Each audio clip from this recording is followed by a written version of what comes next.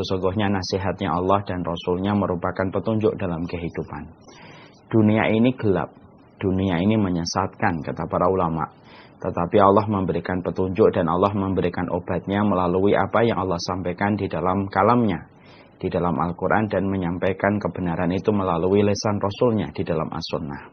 Dan inilah yang menjadikan kita senang apabila kita mendapatkan obat dalam kehidupan kita, dan kita mendapatkan penerang dalam kehidupan kita yang gelap, supaya kita tidak terperosok kepada kerusakan yang mengakibatkan kerusakan kita dalam kehidupan di akhirat. Dan tentunya di sisi yang lainnya, duduk di majelis ilmu merupakan salah satu nikmat yang sangat kita syukuri, karena kita terhindar dari salah satu penyakit yang sangat berbahaya dalam penyakit keimanan, yaitu adalah penyakit i'rad. Penyakit i'rad itu adalah orang-orang yang mereka mengaku dirinya muslim, tetapi mereka tidak pernah punya hasrat dan mereka tidak pernah punya semangat untuk mempelajari kebenaran yang datang dari Allah dan Rasulnya. Setiap harinya mereka melihat Islam hanya sholat dan ditutup dengan haji, tetapi mereka tidak pernah tergerak untuk mempelajari ilmu akhiratnya.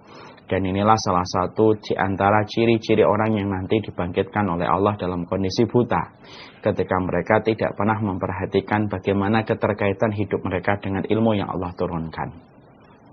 Dan inilah yang menjadikan kita, Masya Allah, bersyukur kepada Allah Subhanahu wa Ta'ala ketika kita menjadi seorang muslim, dibolak-balikan hati kita supaya hati kita terus membuka kepada setiap nasihat dan setiap ilmu yang disampaikan oleh Allah dan Rasulnya.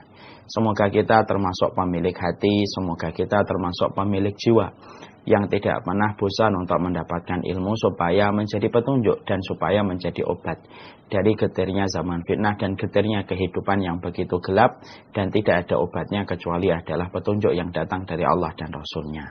Kepada Allah kita terus meminta tambahan ilmu, supaya ilmu yang kita dapatkan tidak menjadikan kita sombong. Kita terus meminta tambahan ilmu, supaya setiap ilmu yang kita peroleh justru semakin menjadikan hati kita bertambah kasih sayang kepada orang yang beriman, dan bukan begitu mudah untuk mengeluarkan seseorang dari jalan kebenaran yang telah ditetapkan oleh Allah dan Rasulnya. Kepada Allah kita bersyukur, dan kepadanya kita menggantungkan urusan kehidupan kita, dan semoga Allah tidak pernah meninggalkan kita walaupun sekejap mata. Amin insyaallah.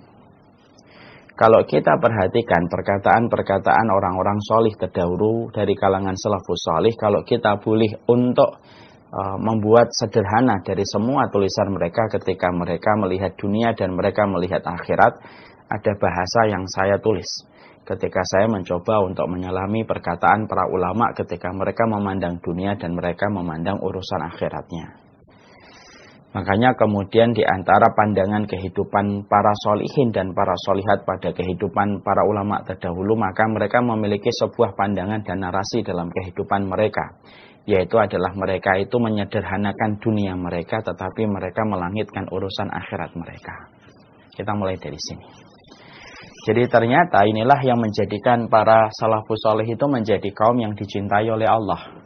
Karena mereka tahu betul bagaimana berinteraksi dengan dunia yang mereka pijak, dan mereka tahu berinteraksi dengan akhirat yang mereka akan tuju. Makanya mereka memiliki sebuah konsep. Mereka kalau melihat urusan keterkaitan mereka dengan dunia, maka mereka berinteraksi dengan sederhana. Karena mereka menyederhanakan urusan-urusan dunia mereka, yang sejatinya mereka tahu bahwasanya urusan itu pasti mereka akan tinggalkan ketika mereka tersapa dengan ajal. Mereka tidak memburu jabatan, mereka tahu aturan, mereka tidak melampaui batas, mereka tidak rebutan dengan kekuasaan, mereka senantiasa menggunakan apapun yang mereka miliki bukan untuk urusan dunia semata, tetapi mereka selalu menggunakan apapun yang mereka dapatkan untuk dunia, apapun yang mereka dapatkan dari urusan dunia untuk menunjang kebaikan mereka dalam urusan akhirat mereka. Karena mereka menyederhanakan dunia, tetapi mereka melangitkan urusan akhirat mereka. Inilah kehidupan para salaf. Makanya kemudian apapun yang mereka ucapkan, apapun yang mereka miliki, apapun yang mereka katakan, apapun yang mereka perbuat, dan seluruh tindakan dan gerak-gerik yang mereka lakukan itu selalu bertujuan yang jelas. Bagaimana mereka mengagungkan urusan akhirat mereka, karena mereka tahu pada kehidupan di akhirat itulah kehidupan yang sejatinya. Kehidupan yang tidak ada penderitaan, kehidupan yang tidak ada garis finishnya, dan kehidupan yang tidak ada sebuah kesedihan. Dalam perkara dunia semacam inilah mereka itu berlomba-lomba dan mereka mengagungkan. Dan inilah perkara yang Masya Allah luar biasa dari kehidupan para salafus salih dari kalangan sholihin dan kalangan sholihat mereka. Mereka tahu bagaimana berinteraksi dengan dunia yang sejatinya mereka pasti tinggalkan. Dan mereka tahu bagaimana berinteraksi dengan akhirat yang sejatinya mereka akan datangi. Tetapi disitulah kehidupan yang sejatinya kehidupan itu akan dimulai. Masya Allah ya. Nah itulah yang menjadikan kita akhirnya paham kan. Kehidupan para salaful ummah itu kehidupan yang luar biasa. Seluruh kehidupan mereka itu menjadi sesuatu yang mempesona. Dari kisah mereka, kenyataan yang mereka lewati, ujian yang mereka pernah lalui, menjadi pelajaran kepada orang yang beriman ribuan tahun walaupun mereka setelah meninggal dunia. Karena kehidupan mereka itu sederhana pada urusan dunia tetapi besar dalam urusan akhirat mereka. Beda dengan kita hari ini. Urusan kita hari ini tuh justru sebaliknya. Kita melangitkan dunia tetapi menyederhanakan akhirat kita. Urusan dunia kita langitkan sampai akhirnya kita kalau perlu memotong syaraf. Bagaimana kita tidak memiliki rasa malu, rebutan, perkara sesuatu, membela perkara-perkara yang sejatinya tidak akan pernah menjadi pembela kita dalam kehidupan di akhirat. Ada yang membela sekulerisme, ada yang membela pluralisme, dan membela isme-isme yang lainnya yang sejatinya tidak akan pernah membela mereka di akhirat. Karena saking gandrungnya mereka mengagungkan urusan dunia. Tapi mereka letakkan urusan akhirat itu sekedarnya seakan-akan hidup di akhirat hanyalah 2 kali malam atau 2 kali purnama. Dan inilah yang menjadikan kita khawatir. Kita ini kalau tidak berusaha untuk mempelajari tentang akhirat kita, mempelajari tentang kematian kita, jangan gaya kehidupan kita selalu besar pada urusan dunia tetapi selalu kecil dalam urusan akhirat kita. Dan ini harus kita lawan. Karena ini merupakan fitnah khasnya zaman ini. Fitnah khasnya zaman fitnah itu gede dalam urusan dunia tetapi kecil dalam urusan akhirat. Makanya inilah yang menjadikan kita paham. Kita pingin kita memiliki cara pandang hidup, kita memiliki narasi kehidupan itu yang betul-betul sebagaimana para ulama yang telah mendapatkan legitimasi keridhaan dari Rabb yang menguasai alam semesta. Yaitu dimulai dari kita menyederhanakan urusan dunia kita, melangitkan urusan akhirat kita. Salah satunya adalah mempelajari tentang apa yang harus kita pahami. Bagaimana kehidupan kita ketika kita meninggal dunia, terminal yang akan kita lewati ketika kita akan menjadi traveler pada kehidupan kita setelah kematian kita. Dan kita akan melewati berbagai macam perihal yang akan kita jumpai.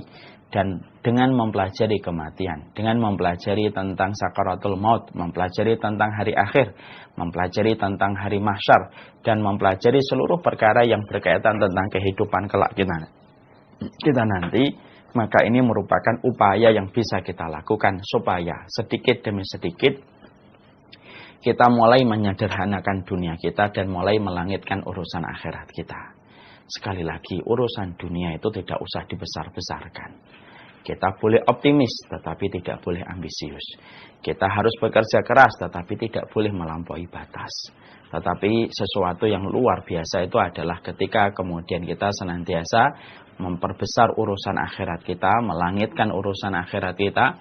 Siapapun yang melangitkan urusan akhiratnya, melangitkan urusan akhirat itu, menganggap urusan akhirat itu besar, maka pada perkara itulah dia akan mendapatkan sebuah perkara yang baik, perkara yang indah dalam kehidupan masa depannya di dalam kampung akhiratnya. Nah, sekali lagi, kita adalah orang yang ingin sekali bergabung pada kaum yang mengimani di balik kematian itu ada kehidupan yang sangat panjang.